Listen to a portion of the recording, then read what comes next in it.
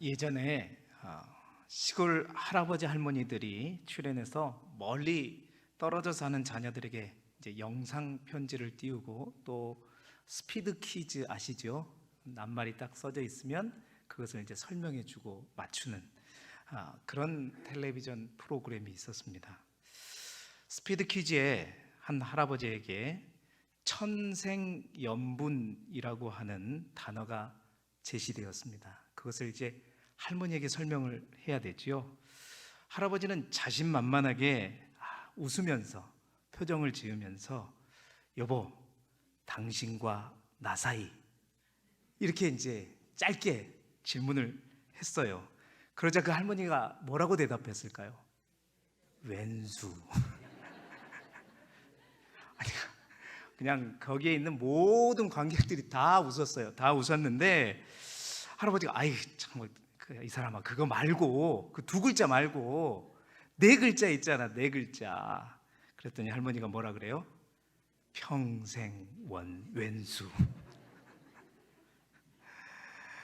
많은 우리 어르신들이 웃는 거 보니까 굉장히 공감하시는 것 같아요.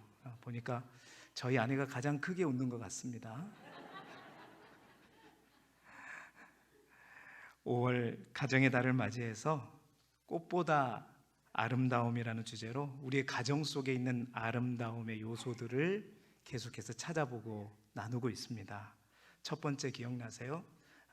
가장 아름다운 작품인 사람에 대해서 함께 나누었고, 또 아름다운 마음인 어린 아이에 대해서 우리가 어린이 주일에 함께 나누었습니다. 그리고 이 땅에 아름다운 희생으로 우리에게 본을 보여주신 바로 여러분, 우리의 부모님, 부모의 사랑에 대해서 함께 나누었고요. 또한 지난주에는 가장 아름다운 우리 가정에 있는 한 몸, 바로 부부에 대해서 함께 나눴습니다. 오늘은 그러한 아름다움의 요소들을 담고 있는 바로 가정, 우리의 가정에 대해서 함께 말씀의 은혜를 나누고자 합니다. 여러분, 가정은 하나님께서 우리에게 주신 가장 귀한 선물이자 하나님께서 가장 처음 만드신 공동체이고, 또한 모든 인간은 태어나자마자 가장 먼저 만나는 공동체가 있다. 그건 어디예요? 바로 가정이라고 하는 공동체라는 것이지요.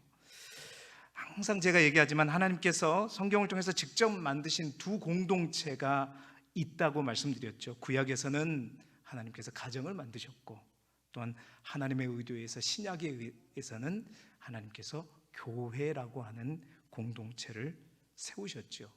그런데요, 교회도 자세히 살펴보면 그 DNA는 뭐냐? 바로 가정이라는 DNA를, 유전자를 갖고 있는 겁니다. 여러분, 교회는 어떤 공동체입니까?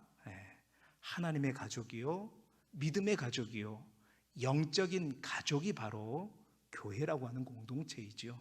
그래서 교회 또한 엄밀하게 따지면 뭐다? 가족이다. 가정이라는 공동체를 가지고 있다는 것입니다. 그렇습니다. 하나님은 가정을 만드시고 이 공동체를 가장 기본이 되고 가장 중요한 공동체로 디자인하셨습니다. 지난 주일에도 말씀드렸지만 아담과 하와를 부부로 짝지어 주셔서 가정을 만드시고 생육하고 번성하고 땅에 충만하고 또 다스리라라는 말씀은 바로 이 가정이 튼튼해야 교회도 사회도 국가도 모든 공동체가 튼튼해지고 또 번성하며 충만해질 수 있다라는 약속이겠지요. 그래서 가정은 이 땅에 존재하는 모든 공동체 가운데 가장 아름다운, 꽃보다 아름다운 공동체가 바로 가정입니다. 그런데 이 아름다운 가정, 천국과도 같은 가정에 죄가 들어오기 시작하면서 사실 그 가정이 병들기 시작했던 것이지요. 오늘 할아버지 할머니의 이야기로 우리가 시작했지만 사실은 마음 한켠으로는 이 이야기가 재미있지만 굉장히 씁쓸한 이야기로 우리에게 다가옴을 느낍니다. 무엇보다도 우리가 4주간에 걸쳐서 나누었던 꽃보다 아름다운 많은 요소들을 품고 있는 가정이 당연히 더 아름다워야 할 것인데, 더 아름다워져야 될 것이, 그렇게 아름다운 것들을 많이 품고 있는 게 가정인데, 아름다워야 될 것인데 그 가정이 다 갈수록 병들어가고 있고, 또 그 가정의 의미도, 가정의 모습도, 진정한 가정의 정체성도 잃어가고 있음을 우리가 보게 된다는 것이죠. 부부간에도, 또 부모와 자식 간에도 마찬가지고, 형제 간에도 마찬가지입니다. 또한 고부간에도 마찬가지죠. 그러니까 사랑으로만 해도 참 모자랄 판에 그 사랑에 항상 뭐가? 증오가 따라다니는 거예요. 그것을 나타내는 단어가 뭐예요? 왼수라고 하는 단어잖아요. 그러니까 왼수라는 단어 속에는 사랑만 있는 게 아니에요. 그러니까 애정도 있죠. 근데 또 그 안에 뭐가 있어요? 미워 죽겠어 그냥. 제 아내 보고 하는 얘기가 아닙니다. 여러분 항상 그걸 염두에 두셔야 돼요. 그러니까 원수가 되면 헤어져야 되는 거죠. 깨져야 되는 거예요. 근데 왼수가 되면 어떻게 해요? 그래도 참는 거예요. 이게 씁쓸하다는 겁니다. 그래서 오늘은 우리가 잘 알고 있는 이 솔로몬의 시를 통해서 하나님께서 만드신 아름다운 가정, 그 아름다운 가정은 어떤 가정인가? 이 시대에 많은 가정이 무너져가고 또 훼손되어가는 이 현실 속에서 그 하나님의 가정의 아름다움을 회복하기 위해서는 우리가 어떻게 해야 될 것인가? 말씀을 통해서 어떻게 보면 솔로몬의 가슴 아픈 간증이기도 하지요. 가슴 아픈 고백이기도 합니다. 이 말씀을 통해서 우리의 가정의 모습을 점검하고 가정의 아름다움을, 진정한 아름다움을 회복시켜가는 사랑하는 길두교회, 또 이 자리에 모여 예배드리는 모든 가정들이 될 수 있기를 주님의 이름으로 축원합니다. 하나님이 만드신 꽃보다 아름다운 가정은 어떤 가정인가? 첫째로는요, 하나님이 건축자인 가정입니다. 하나님이 건축자인 가정이어야 된다라는 것입니다. 여러분, 가정의 참된 아름다움을 회복하기 위해서 가장 먼저 필요한 것은 뭐냐? 가정이라는 공동체가 하나님께서 최초로 지으신 공동체라고 말씀드렸습니다.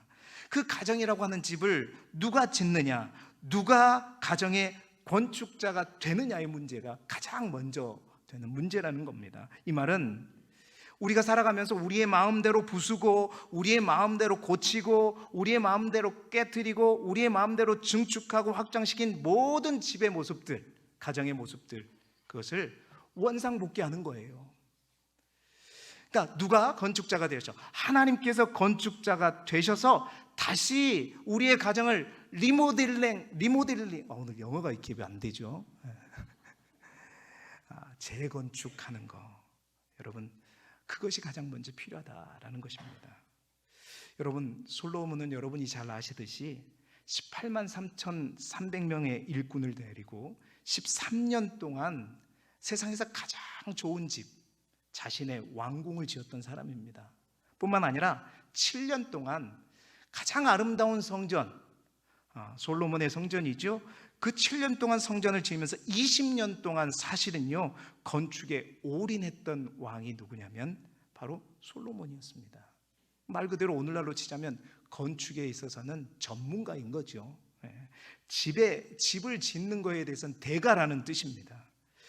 그런 그가 오늘 이런 진단을 내리는 거예요. 인간이 여러 가지 편리함과 유익함을 목적으로 만들고 세우는 수많은 집들, 성들, 또 가정이라고 하는 집에서부터 시작해서 물질의 집, 관계의 집, 건강의 집, 마찬가지입니다. 인간이 정말 수고하고 애쓰며 만든 수많은 집들에 심각한 결함이 있다고 진단하고 있는 거예요. 그 결함이 무엇인가? 사람의 수고도 있고, 또 노력도 있고, 열정도 있고, 열심도 있고, 너무나도 많은데 가장 필요한 게, 꼭 있어야 될 게 빠진다라는 거죠. 그게 뭐냐? 바로 하나님이 빠져 있다라는 겁니다. 여호와가 그 속에 중심이 되지 못하고 있다는 사실입니다. 여러분, 1절 상반절의 말씀을 우리가 화면을 보고 함께 보시죠. 여호와께서 집을 세우지 아니하시면 세우는 자의 수고가 헛되다라고 솔로몬은 그래서 얘기합니다. 뿐만 아니라 2절 상반절에도 보시게 되면 너희가 일찍이 일어나고 늦게 누우며 수고의 떡을 먹음이 헛되도다. 어떻게 하면? 여호와께서 집을 세우지 아니하시면. 사람이 일찍 일어나고 늦게 눕고 그리고 뭔가 돈을 벌기 위해 수고하고 애쓰는 일이 정말로 많지만 하나님이 없는 가정은, 그러니까 믿음으로 지어지지 않는 가정은, 하나님이 중심이 되지 않는 가정은 나중에는 어떻게? 그게 다 어떻게? 헛되다, 허사다. 솔로몬이 그 산 증인이라는 것입니다. 이 말은 뭘로 가정을 세워라? 믿음으로 가정을 세우라는 것입니다. 여러분, 이것은 인간의 노력과 수고를 부정한다는 것이 아닙니다. 우리가 손으로 모으고 기도만 하면 하나님이 다 알아서 가정을 책임지신다는 말의 의미가 아닙니다.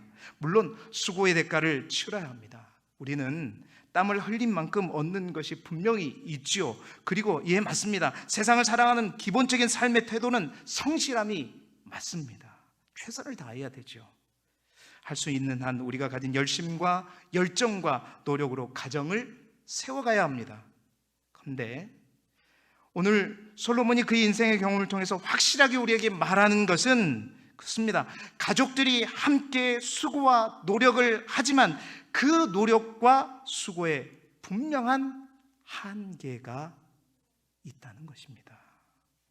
오늘 말씀의 핵심은 그거예요. 하나님 없는 가정의 노력, 하나님이 없는 가정의 수고의 한계를 분명하게 얘기하고 있는 것입니다. 우리가 수고에 땀을 흘려야 하지만 우리의 노력이 하나님의 은혜보다 더 강조될 수 없다라는 것이죠. 그래서 솔로몬은 오늘 이 시편의 노래뿐만 아니라 전도서의 말씀을 통해서도 이렇게 고백합니다. 전도서 2장 22절 23절의 말씀을 우리가 화면을 보면서 함께 읽어보도록 하겠습니다. 시작. 사람이 해 아래서 행하는 모든 수고와 마음에 애쓰는 것이 무슨 소득이 있으랴. 일평생에 근심하며 수고하는 것이 슬픔뿐이라. 그의 마음이 밤에도 쉬지 못하나니 이것도 헛되도다. 아멘. 열심히 일함으로써 더 크고 여러분 더 비싸고 더 화려한 집은 얻을 수 있습니다. 그러나 그 아름다운 집, 비싼 집, 멋진 집이 행복한 가정, 아름다운 가정을 보장하느냐? 결코 될 수 없다. 그러나 하나님이 세우신 집, 하나님이 건축하신 집, 하나님이 이끌어 가시는 그 집은 반드시 행복하고 아름다운 가정이 될 수 있다고 말씀하고 있는 것입니다. 오직 하나님께서만 모든 것을, 가정을 가치 있게 만들 수 있다는 겁니다. 왜냐? 바로 이 가정이라고 하는 것은 하나님이 직접 만드신 최초의 공동체요, 하나님의 작품이기 때문이라는 거죠. 사랑하는 영도 여러분, 우리의 수고가, 특별히 가정을 향한 우리의 노력과 수고가 정말 지금은 어쩔 줄 몰라도 결국에는 헛수고가 되지 않기를 주님의 이름으로 축복합니다. 정말 우리가 보람된 수고를 할 수 있기를 소망합니다. 하나님을 중심으로 다시 세우시기를 소망합니다. 믿음으로 가정을 먼저 세우십시오. 아무리 견적이 많이 나와도 포기하지 마시고, 여러분, 온 우주와 온 역사를 통틀어서 최고의 건축자가 누구이십니까? 아시죠? 온 우주 만물 모든 것을 지으신 분, 만드신 분이 우리 하나님이십니다. 온 우주 만물을 통틀어서, 온 역사를 통틀어서 최고의 건축가는 바로 하나님이십니다. 왜 그 하나님을 두고 내가 지으려 하냐는 거예요. 내가 만들려고 하냐는 거예요. 여러분, 우리의 수고가 불필요한 것은 아니지만 우리가 정말로 필요한 수고가 따로 있다는 것입니다. 하나님이 세우셔야 합니다. 하나님이 만드셔야 합니다.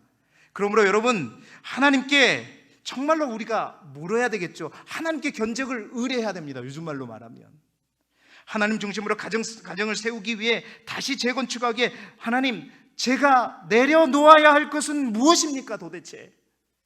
하나님, 내가 우리 집에서 우리 가정에서 철거하고 완전히 버려야 될 것은 무엇이고, 내가 다시 또한 보강하고 새롭게 또 입혀가야 될 것은 무엇인지 하나님께 물으십시오. 하나님께 견적을 의뢰하시기를 바랍니다. 우리 교회 앞에 집이 있지요. 여러분 보셨죠? 네, 이게 밭을 가로질러서 이제 지은 집. 제가 그 집을 처음부터 리모델링하는 거 처음부터 끝까지 봤거든요. 왜냐하면 제 그 서재에서 문을 딱 열면 그 집이 딱 보여요. 아주 허름한 집이었잖아요. 그런데 갈수록 집이 너무 예쁜 거예요. 그래가지고 하루는 제가 김남철 전도사님과 함께 그 집을 구경 갔습니다. 도대체 어떻게 지었는지, 어떻게 바뀌어가는지. 그런데요, 골격은 그대로 있어요. 근데 그 안에 그 건축업자가 얼마나 더 단단하고 더 넓고 더 실용적이고 또한 더 따뜻하고 더 시원하게 그것을 나름대로의 철학을 가지고 멋지게 지어서 저 집이 되었다는 거 아닙니까? 그 집에 사는 분이 우리 교회 꼭 나오시면 좋겠는데 꼭 전해주시기 바랍니다. 여러분, 그렇습니다. 하나님이 건축하면 다른 거예요. 정말 청춘하고 아름답게 지어진 그 집, 우리의 집 또한 완전히 무너뜨리라는 것이 아니라 하나님으로 인해서 다시 지어질 수 있기를, 리모델링 될 수 있기를 주님의 이름으로 축원합니다. 말씀대로 버릴 것은 버리십시오. 또한 채울 것은 채우고, 정말 필요한 수고는 그 수고가 필요한 겁니다. 하나님이 원하지 않으신 것을 어찌됐든 떼내는 수고, 또 하나님이 기뻐하시는 것을 어찌됐든 우리의 가정에 붙여가는 그 수고, 그 수고가 우리의 온전한 가정의 건축자이신 하나님과 만났을 때 우리의 가정 또한 꽃보다 아름다운 최고의 가정이 될 수 있는 줄 믿습니다. 우리 길쭉의 모든 성도들의 가정이 그런 아름다운 가정이 될 수 있기를 소망합니다. 두 번째로, 꽃보다 아름다운 가정은 어떤 가정일까요? 하나님이 지키시는 가정입니다. 하나님이 지키시는 가정이라는 거예요. 솔로몬은 믿음으로 가정을 세우는 것도 중요하지만 두 번째 중요한 것은 세운 그 집을 잘 지키는 것 또한 너무나도 중요하다. 할렐루야. 쉽게 말하면 그런 거예요. 여러분, 요즘에 캡스라고 아세요? 캡스, 세콤, KT텔레캅. 그러니까 집에 보석이 많은 집들은, 재산이 많은 집들은 항상 이 세 업체 중에 한 업체를 딱 의뢰해가지고 뭘 맡기죠? 집안의 보안을 맡깁니다. 보안 전문 업체들이죠.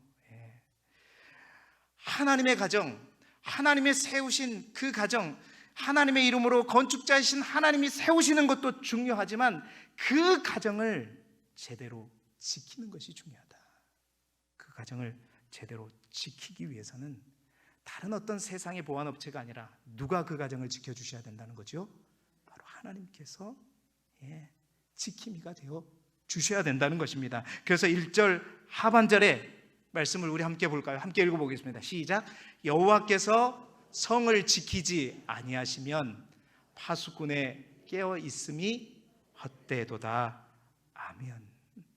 여러분, 우리가 가정을 제대로 지키기 위해 반드시, 이 말은 믿음으로 고백해야 될 것이 있다는 것입니다. 하나님, 나의 힘으로, 나의 노력으로, 나의 수고로 결코 이 가정을 지킬 수 없습니다. 하나님께서, 오직 하나님께서 우리 가정을 지켜달라는 그 믿음의 고백이 분명히 우리 모든 가족의 구성원들 가운데 있어야 된다는 것이죠. 또한 이 고백과 함께 솔로몬은 2절 하반절에 독특한 한 구절을 삽입하여 우리에게 설명하고 있죠. 2절 하반절의 말씀 또한 함께 읽어보겠습니다. 시작. 그러므로 여호와께서 그의 사랑하시는 자에게는 잠을 주시는도다. 아멘. 이 말씀을 의지해서 오늘도 한 구석에서 잠을 주무시는 분이 계시면 아니 되옵니다. 여러분, 왜 이 말씀이 여기 나왔을까요? 언젠가도 제가 한번 말씀드린 적이 있지만 이 말씀은 우리가 피곤해서 오는 잠에 대해서 이야기하는 것이 아니라 이 말씀의 정확한 의미가 최근에 번역된, 쉽게 번역된 성경들, 또 쉽게 번역된 영어 성경에도 잘 볼 수가 있는데, 여러분, 새번역 성경에는 이 2절 하반절의 말씀을 어떻게 번역하고 있냐면, 함께 새번역 성경의 말씀을 함께 읽어볼까요? 시작. 진실로 주님께서는 사랑하시는 사람에게 그가 잠을 자는 동안에도 복을 주신다. 자, 현대어 성경 또한 함께 읽어보시죠. 시작. 여호와께서 사랑하시는 이에게 잠자는 동안에도 필요한 것을 마련해 주시는도다. 아멘. 여러분, 잠을 자는 동안에도 복을 주시고 자는 동안에도 필요한 것을 마련해 주신다는 의미는 잠이 단순히 우리의 쉼과 안식과 충전과 같은 회복의 의미로서만이 아니라, 여러분, 이 말씀 속에는, 이 원어의 말씀 속에는 어떤 의미가 있냐면, 아무나 우리가 편히 잠들 수 없다라는 것입니다. 그렇습니다. 여러분, 누가 제대로 잠들 수 있는가? 누가 평안히 잠들 수 있는가? 내가 모든 것을 져야 하고 내가 모든 것을 지켜야 된다고 생각하는 사람은 잠자는 그 시간은 불안한 시간이죠. 내 마음대로, 내 노력대로 아무것도 할 수 없는 시간이기 때문에, 그래서 그 불안함에 의해서 제대로 잠을 깊이 들 수가 없는 것입니다. 그러나 모든 것을 하나님께 맡긴 자, 그 자는, 그 사람은 잠도 편히 들 수가 있어요.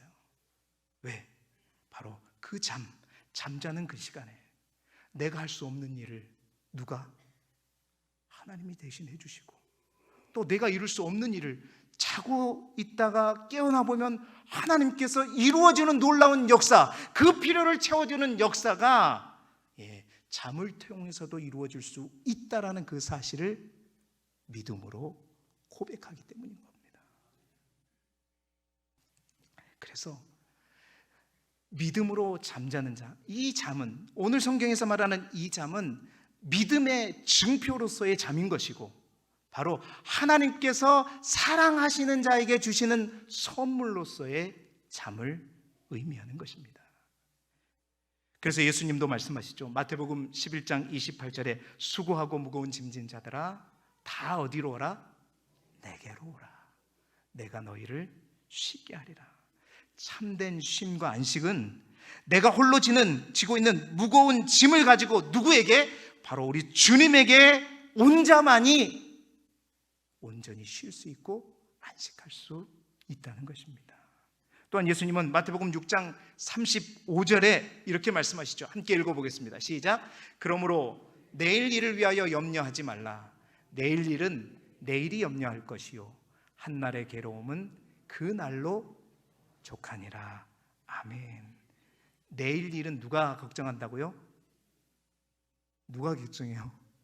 내일이 걱정한다는, 이건 의인화입니다. 내일이라고 하는 것은 바로 시간적인 개념을 의미하는 것이죠. 이 내일이라고 하는 시간을 의인화시켜, 사람처럼 이제 의인화시켜가지고, 내일이라고 하는 것은 그 내일이 걱정할 거니까 걱정하지 마. 이 말은 무슨 말이냐? 내일이란 시간은 우리의 시간이 아니라는 겁니다. 다시 말해서 내일이라고 하는 시간은 하나님께 속한 것이고 하나님의 것이므로, 내일은 내가 걱정할 것이 아니라 누가 걱정해라? 하나님께 맡겨라 라는 뜻이지요. 여러분, 문제가 완전히 해결됨으로 잠을 자는 것이 아니라, 문제가 있음에도 불구하고 그 문제를 하나님께 내어 맡기는 자만이 정말로 하나님이 기뻐하시는 은혜로운 잠을 잘 수 있다는 것입니다. 사랑하는 성도 여러분, 여러분들이 그 잠을 오늘도 내일도 날마다 주무실 수 있기를 소망합니다. 예배 드릴 때는 빼고. 사랑하는 성도 여러분, 하나님은요, 온 우주와 온 역사를 통해서 가장 완벽한 지킴이요 파수꾼이 바로 우리 하나님이십니다. 그래서 시편 121편의 시편 기자는 이렇게 고백하죠. 내가 산을 향하여 눈을 들리라. 나의 도움이 어디에서 올까? 나의 도움은 천지를 지으신 여호와에게서로다. 아멘. 그러면서 왜 그 하나님이 정말로 나를 도우시는 완벽한 나의 지킴이시냐, 그 이유에 대해서 이어지는 시편의 말씀을 통해서 계속해서 얘기하잖아요. 그 하나님은 우리 가정을 지키실 때 졸지도 않으신다는 거예요. 주무시지도 않는다는 것입니다. 그 어떤 것이 해치지 못하도록 지키신다는 것입니다. 뿐만 아니라 그 하나님은 우리의 가정뿐만 아니라 우리의 영혼까지 지키시는 분이시다. 그리고 그 시편 기자는 시편 121편 8절에 이렇게 고백하고 끝내죠. 함께 읽어보겠습니다. 시작. 여호와께서 너의 출입을 지금부터 영원까지 지키시리로다. 이 시편의 말씀을 통해서 계속돼서 반복되는 용어가 있어요. 그게 뭐냐? 지키신다, 지키시리로다, 지키신다. 지금부터 영원까지. 여러분, 광고 카피에 그런 게 있더라고요. 흔들리지 않는 편안함. 우리 어르신들은 TV를 안 보시니까 잘 모르는, 무슨 침대 광고 카피예요. 똑같아요. 끊어지지 않는 영원함. 처음부터 끝까지 항상 단 한순간도 놓치지 않고 지키실 수 있는 유일한 지킴이 하나님밖에 없다는 거예요. 사랑하는 성도 여러분, 우리의 가정을 그 하나님께 온전히 맡겨드릴 수 있기를 소망합니다.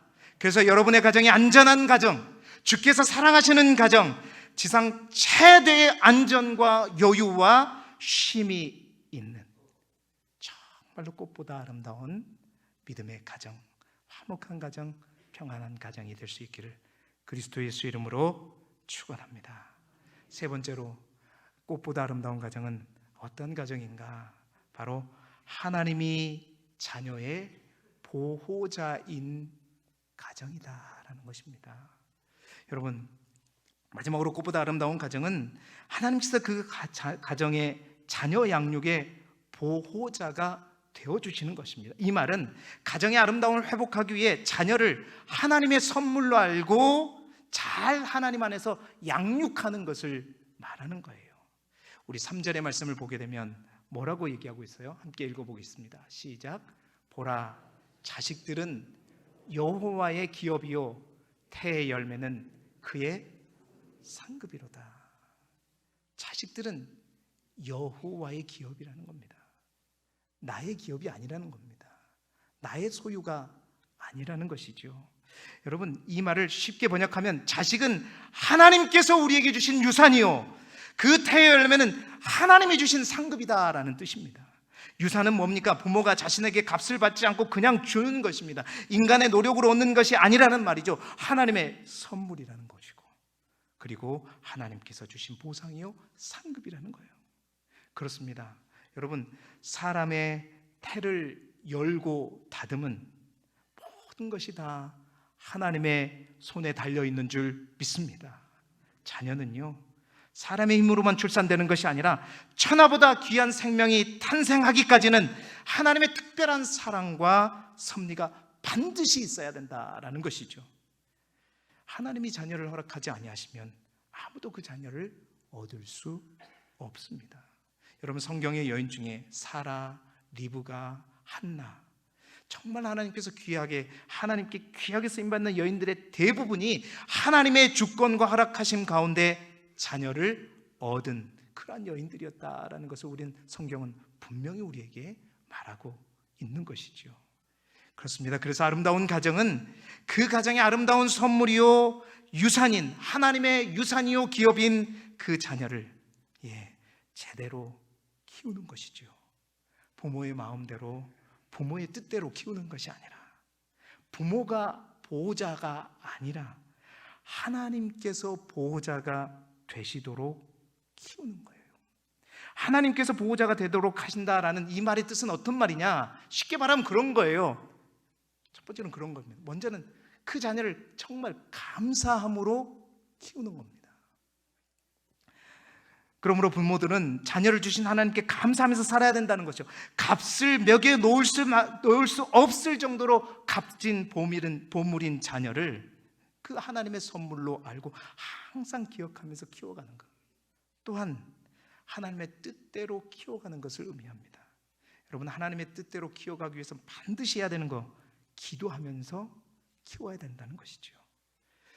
좋은 환경에서 여러분 좋은 것을 먹고 좋은 교육을 받는다고 제대로 우리 아이들이 성장하고 또 잘 되는 것이 아니더라는 것입니다. 이 땅에 보내주신 하나님의 목적대로 살아가야 제대로 사는 것이고 또한 훌륭하게 사는 것이다 라는 것이지요. 따라서 우리는 삼손의 아버지 마노아가 그랬던 것처럼, 그 삼손의 시대가 어떤 시대였습니까? 사사시대, 자기의 소견에 옳은 대로 행했던 그 사사시대에도 삼손의 아버지 마노아는 어떻게 했지요? 철저하게 하나님께서 허락하시는 그 삼손을 하나님께 물었잖아요. 하나님, 제가 이 아이를 어떻게 키울까요? 하나님, 어떻게 키우기를 원하십니까? 그렇게 묻고 키우듯이 기도로 키우고 무릎으로 간절함으로 키우는 것, 이것이 바로 하나님이 보호자가 되도록 키운다는 말의 의미라는 겁니다. 여러분, 우리가 잘 아는 찬양 중에 요게벳의 기도, 요게벳의 노래라는 찬양이 있지요. 요게벳은 누구입니까? 모세의 어머니지요. 모세의 어머니가 모세를 갈대 상자에 넣고 나일강에 흘러보낼 때 그의 심정을 가사로 표현해서 부른 노래잖아요. 너의 참 주인이신, 너의 참 부모이신 하나님께 내가 모든 것을 맡긴다. 여러분, 그 나일강에 그 갈대 상자 속에 아이를 넣고 흘려보내는 것, 세상 사람들이 볼 때는 버리는 것처럼 여겨지고 또 어디로 갈지 모르는 것처럼 여겨지만, 여러분 그렇습니다. 내가 키우면 내가 가진 능력으로만 밖에 키우지 못해요. 그러나 하나님께 맡기면 그 아이가 갈대 상자에 의해서 나일강에 혹 흘려보낼지라도 바로 하나님의 능력으로, 하나님의 방법으로 그 아이를 건져내시고 성장시키셔서 이스라엘 민족의 위대한 영적인 지도자로 세워 가시는 겁니다. 하나님께 맡기십시오. 참 부모이신, 참 보호자 되신 그 하나님께서 키우시도록 끝까지 기도하고 주님께 맡기십시오. 그러면 하나님께서 반드시 인간의 생각으로 할 수 없는 그 부분에 있어서도 하나님의 능력과 하나님의 방법으로 하나님의 모든 자원을 다 동원하셔서 키워 가실 것입니다. 그래서 아이들의 진정한 보호자가 엄마 아빠가 아니라 하나님이심을 알고 성장할 수 있도록 키워갈 때, 여러분 그 자녀에게 오늘 5절 하반절에 뭐라고 기록하고 있냐? 그들이 성문에서 그들의 원수와 담판할 때에 수치를 당하지 아니하리로다 말하고 있어요. 여러분, 여기서 성문이라는 것은 성문 앞 광장을 말하는 겁니다. 이스라엘은 어느 성읍이나 성문 앞 광장에서 모든 것이 다 이루어졌습니다. 장도 거기에 서고 재판도 거기서 열리고 군대의 열병식과 출정식, 개선장군의 환영식도 다 거기에서 열렸죠. 그러니까 성문이라는 것은 뭐냐면 바로 유대사의 한복판을 의미하는 겁니다.